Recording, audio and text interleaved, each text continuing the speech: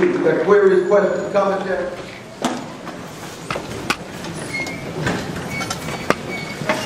Test. Okay, we've got time for about 15 minutes of questions. 15, 20, 21, 20. About 20 minutes of questions. Please keep them to 2 minutes. Less than that. Less than 2 minutes. Quickly, I'll shut you off. 30 seconds. 20-second questions, please. 20-second questions. How you doing? How you doing, Dr.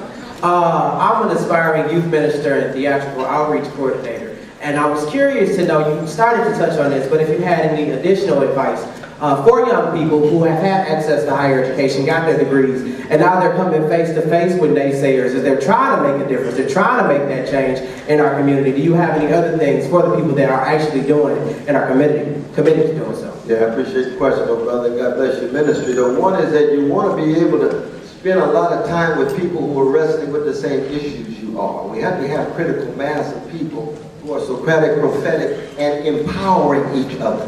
Part of the problem is you have different folks who are Socratic and prophetic, but sometimes they're as negative toward each other as they are toward the status quo.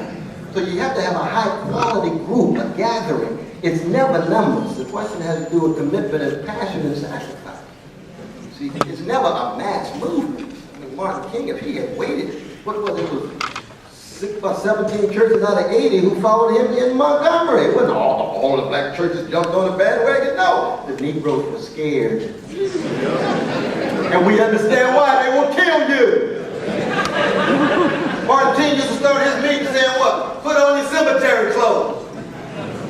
Now, if you have a meeting say put on your cemetery clothes, how many folk gonna keep showing up? You got some serious folk. So that in that sense, you get a critical mass. And even the folk who you're critical of, you want to do it in love. So you come and say, well, minister, it sounded like that sermon, turned the blood of the cross into Kool-Aid today, but I'm praying for you. You don't want that thin stuff. You want that big blood. Cross. Cross no plaything. Because if you follow Jesus, you got to pick up your cross yourself. Because you're a minister, right? Yeah. That's what it means. Anytime you say minister, the weight and the gravity of that. God, the only place for the God you worship was on a cross in the world, other than a manger. That's serious business. You can't have folks like, well, I'm a minister, yeah, that's nice, we have a good time. But what kind of minister you be? You got a cross. Yeah, I work on that on Wednesdays, but but you know, you're the pastor yourself, you understand what I'm talking about. It's a serious issue. I think that I've never been called to be a minister. Never. I thank God every day. Because I'm a street brother. But I have an education as a form of ministry. And I'm still a Christian in the process of becoming. And so in that sense, it's a different kind of weight and gravity than the pastor. As heavy as it gets to serve God's people.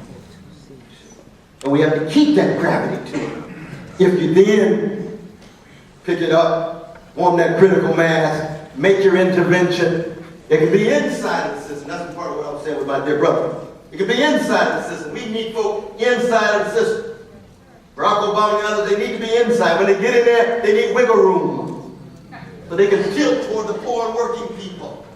And you need folk outside the system, put tremendous pressure on them, letting them know they are loved, but the love is a critical love. And if they fall astray, all of us fall astray. Still love you. It's just astray. Back and forth. They can bounce back. They can bounce back. So I'm glad to hear that there's this critical group for young people, but you want to make sure you have a network. A network so you're enforcing the best of each other by means of both thought as well as deed.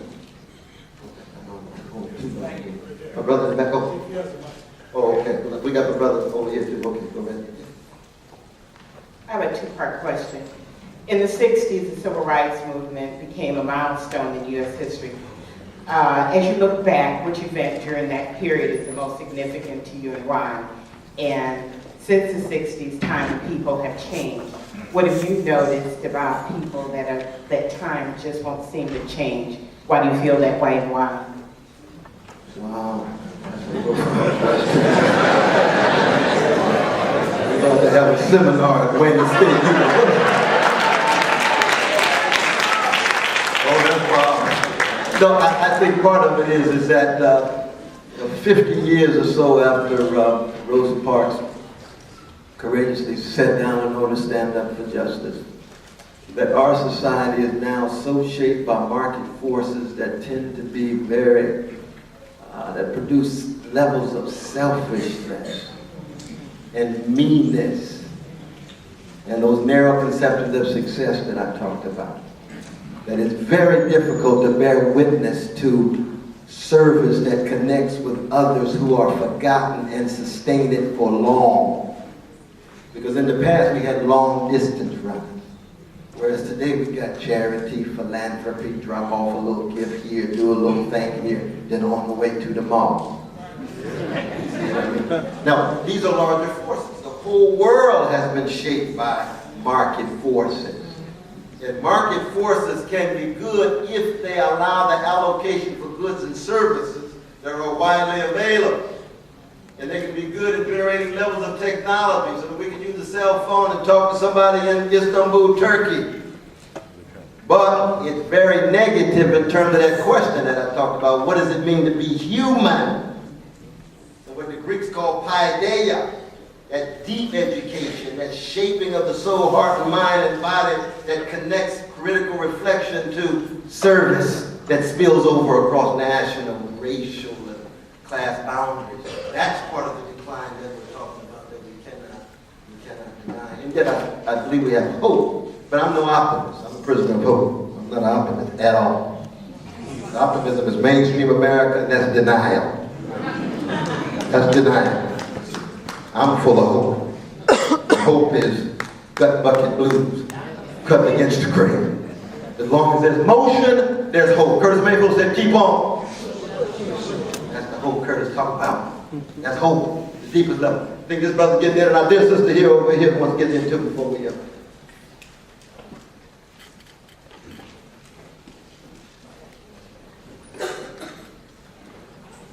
It has always been asked where the strength in a family comes from, or who's the strongest in your family. Yeah. And I've always been a firm believer that the strongest person out of my family is the one that survived the Middle Passage that got us here.